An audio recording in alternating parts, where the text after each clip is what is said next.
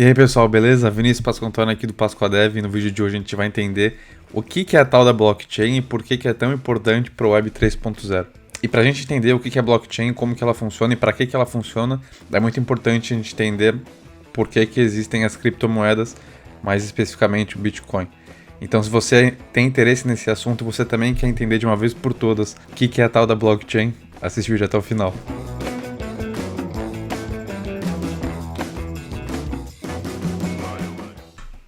Bom, e para a gente entender o que vem resolver as criptomoedas, a gente vai ver uma situação aqui que é muito comum acontecer de 4 amigos que saem para um restaurante e tem que pagar a conta. Só que aí sempre tem um cara que paga e os outros têm que pagar no dia seguinte. E aí o que pode acontecer? No dia seguinte, no dia seguinte o cara tenta pagar o amigo dele, o Casemiro tenta pagar o Miguel e dá certo, aceita as Pix.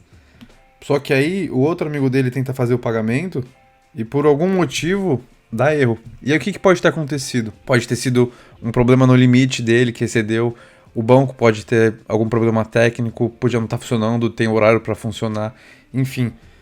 Podem ter vários problemas que acontecem e sempre estão diretamente relacionados à instituição bancária. E é justamente essa centralização de informação e de responsabilidade que foi a motivação para a criação do Bitcoin, por exemplo, que é uma criptomoeda, que é o dinheiro virtual, e o paradigma que ela quebra, que ela é uma forma descentralizada de fazer essas transações, de ter o controle. Você não precisa mais do banco ou de governo, de algum órgão financeiro para fazer o meio campo. Você pode usar o Bitcoin ou qualquer criptomoeda em cima da blockchain para fazer suas transações e para resolver esses problemas que aconteceriam se você estivesse usando uma solução centralizada em uma instituição financeira. Beleza, então, como que funciona? Imagina que você tem os dois amigos e quando ele fez essa transação aqui, que deu certo, o que acontece? Na verdade, essa transação ela vai gerar um bloco. Olha que interessante. E quando o outro amigo também fez uma transação que também deu certo, adivinha? Essa transação, ela também gera um outro bloco. E esse outro bloco, ele sempre vai ter a referência do bloco anterior, para a gente poder saber a ordem cronológica do que aconteceu. E se um outro amigo fosse fazer também outra transação, teria outro bloco com as informações dessa transação. E isso aqui, isso que a gente está vendo, e isso aqui, ó, esses blocos encadeados, tem o nome de ledger. Ledger em inglês é o livro caixa. A gente que trabalha, eu não, né, mas na contabilidade você tem o caderno, o livro caixa, que você escreve todas as transações que acontecem. E a característica única disso é que você não pode alterar ou apagar alguma transação. Então, se você fez algum erro no livro caixa, você não pode simplesmente apagar e mudar o valor. Você tem que gerar uma outra transação para corrigir esse erro. E isso é exatamente o porquê da gente chamar de ledger essa corrente, essa sequência de blocos. Porque eles são imutáveis e você não pode alterar ou apagar. Você só pode acrescentar mais blocos nessa cadeia. E diferente do banco, que tem centralizado as informações dos usuários, as transações, na blockchain todos os usuários eles têm uma cópia dessa ledger.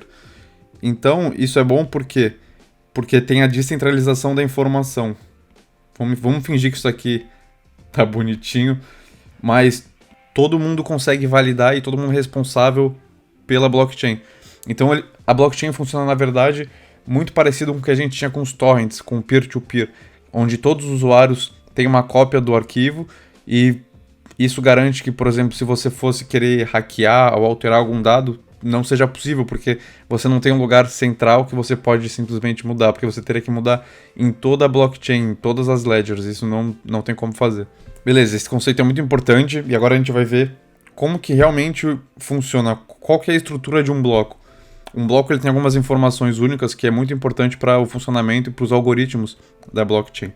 Então um bloco ele vai ter um hash único que é gerado junto com as informações do próprio bloco. Ele vai ter a data, que na verdade aqui a data não é a data de dia ou horário, mas são as informações. Então aqui a gente vai ter a transação, o valor que foi mandado, o quanto que tinha numa conta, quanto tinha na outra, quem mandou para quem. Então a data seria para armazenar essas informações. A gente tem o previous hash, que é como um bloco consegue fazer referência para um bloco anterior. Então todos os blocos têm referência do anterior para a gente poder ter essa cadeia de blocos, por isso que chama de blockchain. E tem outro cara que é muito importante, que é o nonce. O nonce, ele é como se fosse um número mágico que você tem que descobrir para poder inserir o bloco na blockchain. É o jeito da gente validar para ver se esse bloco é válido ou não. E como que ele funciona? Toda vez que a gente vai inserir um bloco novo nessa cadeia, alguém tem que verificar se esse bloco é válido. E como que ele faz isso? Ele vai pegar as informações do próprio bloco, então o valor, quem está mandando para quem, e vai gerar um hash. E com esse hash ele tem que gerar também o nonce, que é um número mágico que tem que descobrir com muito cálculo, muita matemática e muita força computacional. Por isso que você já deve ter ouvido falar desse cara aqui, que são os mineradores. Tu já ouviu falar desses caras? Eles são os caras que... Aqui é uma picareta, que o minerador já usa picareta. E o que eles fazem? Eles competem entre eles para poder descobrir qual que é o nonce, o próximo nonce para esse bloco. Porque imagina que o nonce é como se fosse um código, um algoritmo que você tem que calcular, que não dá para calcular uma pessoa, demorar muitos anos, e você usa o computador para fazer isso. Imagina que você tem que descobrir qual que é o próximo número primo que não foi usado. Então o que você faz? Você faz, você tem até o número 200, aí você vê 201 é número primo? Não. 202 é número primo? Não. 203 é número primo? Não.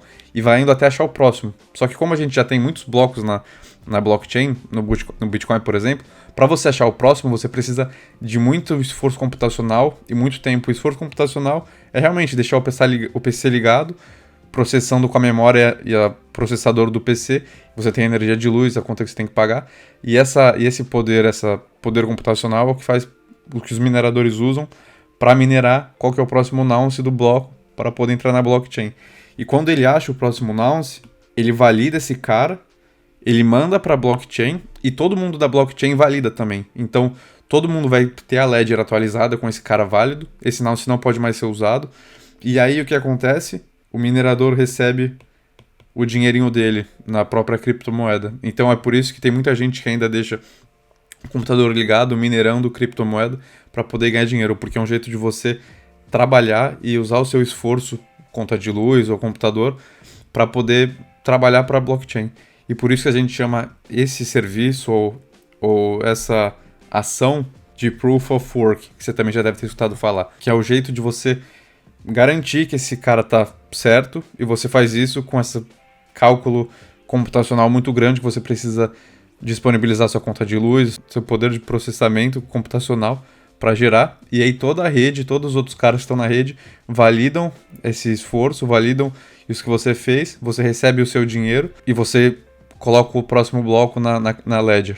E lembra, por ser descentralizado, todo mundo tem acesso a essa ledger e todo mundo é atualizado, todo mundo valida, que é muito parecido com o BitTorrent. E se tu já usou o BitTorrent para baixar alguma coisa, comenta aqui para não me sentir o único velho aqui. E essa é uma grande diferença dos bancos para as criptomoedas. Porque nos bancos a gente confia no middleman, né, no banco ou na instituição financeira, a gente confia que ele tem as informações sérias, que ele tem as informações de quem está fazendo o depósito, que ele sabe que quem está fazendo o depósito tem saldo suficiente, quem está recebendo a conta existe e foi para a conta que ele precisa mesmo. E como a gente tem esse Proof of Work, a gente tem essa blockchain com os usuários que validam, você não pode alterar dados de blocos já inseridos, você tem a referência do bloco anterior, então se alguém muda algum dado do bloco, o hash desse bloco ele vai mudar, então isso já acabaria com qualquer possibilidade de burlar ou de alterar a blockchain, porque se esse hash muda, o cara que está aqui na frente dele com o previous hash também já não é mais o mesmo, porque mudou, então quebra tudo e é um jeito da gente garantir que não vai ter fraudulência ou adulteração. Então, no modo tradicional a gente confia nos bancos, na blockchain a gente confia no próprio mecanismo que a blockchain tem, no próprio jeito que ela funciona para garantir que os dados são seguros, além de criptografia e segurança, que é muito importante e a gente vai ver nos próximos vídeos. E outra vantagem da blockchain é que você não consegue rastrear os usuários. Os usuários, eles têm duas informações. Na verdade, eles têm duas chaves. Eles têm o public key e o private key. Que letra invejável. Para que eles servem? O public key é como os outros usuários da rede te localizam e te conhecem. É como se fosse o seu e-mail ou o seu nome na rede. Ele é único seu, mas é o que as pessoas usam para poder fazer as transferências para você. E o private key só você conhece. Então é como se fosse a sua senha. É o que você usa para assinar e você precisa disso para poder fazer os algoritmos do hash, para você garantir que aquele cara que está fazendo a transferência ou está fazendo aquele bloco é você mesmo. Então a gente tem o public key e o private key. E só com isso a gente não consegue rastrear a pessoa física. Então essa é uma vantagem também. Além da descentralização na blockchain com criptomoedas, você tem também... Você é mais anônimo, né? Ninguém consegue te rastrear, os governos não conseguem te rastrear. E isso é uma das vantagens, uma das premissas e dos paradigmas que a blockchain com as criptomoedas vem para mudar. Esse é o resumo, são as partes mais importantes que eu acredito sobre blockchain, que é um pilar da Web 3.0. E se você gostou, se você aprendeu alguma coisa nesse vídeo comigo, deixa o seu like, comenta aqui para saber se eu tenho que continuar produzindo mais conteúdo desse tipo, sobre blockchain, sobre Web3, sobre blockchain developer, que é o que eu quero ser. Se você me acompanha no Instagram, você já viu que eu falei que eu quero aprender e estudar para virar um blockchain developer, então eu vou compartilhar aqui se você quiser o que eu estou aprendendo. E se você também gostou do formato da Páscoa Class aqui, eu acho que o Marcelo fez uma boa edição para poder fazer sentido. Ignora a minha grafia, porque eu faltei na aula de caligrafia quando eu era menor. Mas mesmo assim, eu quero teu like. Então já deixa o teu like, eu nunca te pedi nada. Se inscreve no canal se você não é inscrito. E ativa os sininhos para receber as notificações. Fechou? Então esse foi o blockchain. E a gente se vê no próximo vídeo.